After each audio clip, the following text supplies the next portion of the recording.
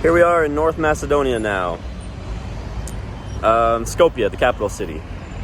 And I gotta admit, driving in, it looks like a really cool city. Parking was a little difficult, but now that we're here, there's a lot to explore. I saw a lot of nice sights as we were driving in, so hopefully I can walk around and find a lot of those and show you the city. But we're only gonna be here for a couple hours, maybe only 1 or 2 hours, so we'll see what we can get done.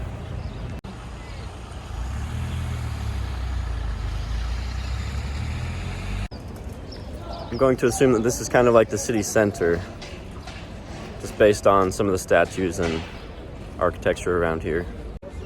The statue here, I'm assuming this is Alexander the Great, also known as Alexander of Macedonia, so that would make sense that since we're in North Macedonia, Alexander the Great is one of their more prominent sculptures in the city of town.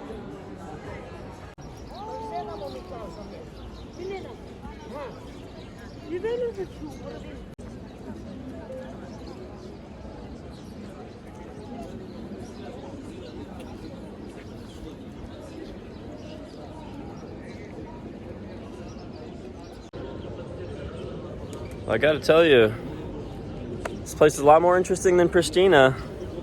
Maybe that's because everyone told me so many great things about Pristina and I got my hopes up, so I had really high expectations, but maybe I had low expectations for here.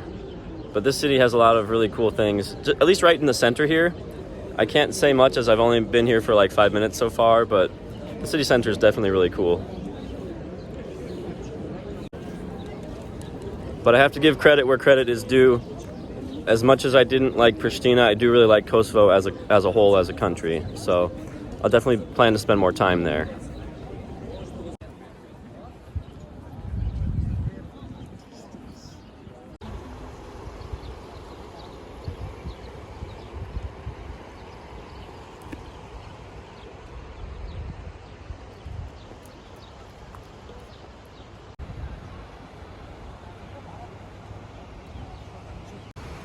I don't know what this is, but it looks like some people are just having lunch on the front of the boat, which is really cool. So maybe it's a restaurant. It's pretty classy. So there's one boat here that appears to be a restaurant, and there's a second one further down there. There's too much stuff here to take videos and pictures of. I really don't have time for it all. We're just making a quick pit stop here on our way to Bulgaria.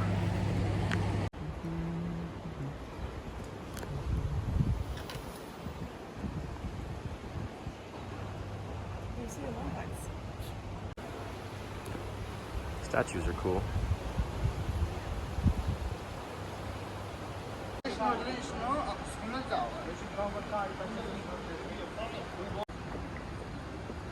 So it's like getting a history lesson as you walk across the river.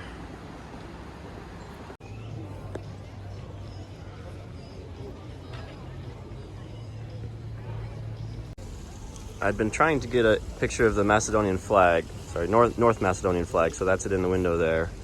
I also wanted to point out the writing here. So they use the Cyrillic letters, which would be on the top line there, and then English in the middle, and then on the bottom is Albanian. Because we are bordering Albania, so there's a lot of that language here. A lot of shared cultural influences here. And this is we think it's a Turkish bathhouse from the architecture of it. Coming from what used to be the, I don't know what you call it, the more modern part of town. Now we're walking into the older part of town, the old bazaar. There's a castle up on my left that you can't see right now. We probably won't have time to check it out today. So that's reason to come back and explore more on another day.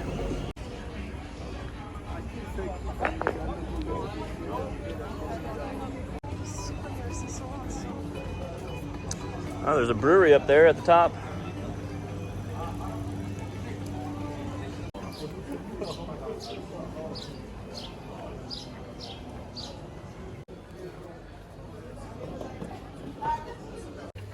So many different ways to go.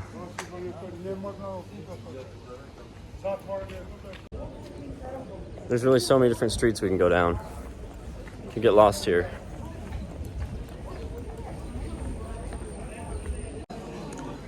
Thought we were done with the old bazaar. You've got the castle up on the hill, and that's where we came from. We've got the mosque right here. Then it just keeps going.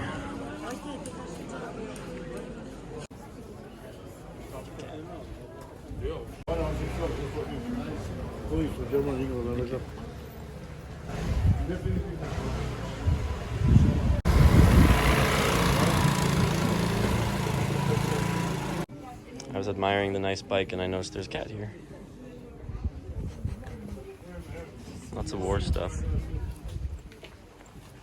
Yeah, that's nice. Gonna go get a picture?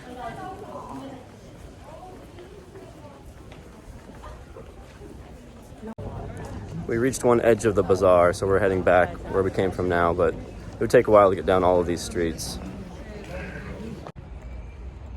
Again, for those of you that are having trouble keeping up with my travels, we're in North Macedonia, but this art is Albanian. So famous Albanian people and themes. And then you should recognize this guy over here. This is our good friend Skanderbeg, who we've now seen obviously in Albania and Kosovo, and now we're seeing him in North Macedonia. So you should recognize him. The hero of Albania, and clearly popular in other parts of the Balkans as well.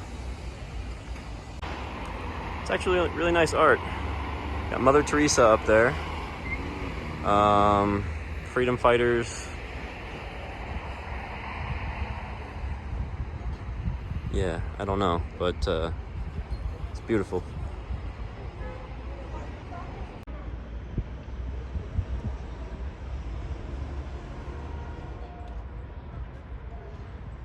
So I have to document that.